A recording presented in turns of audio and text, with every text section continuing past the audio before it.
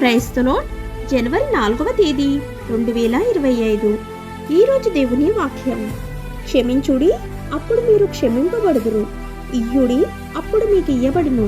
అణచి కుదిలించి దిగజారునట్లు కూడా నిండు కొలతను మనుషులు మీ ఒడిలో కొలుతురు.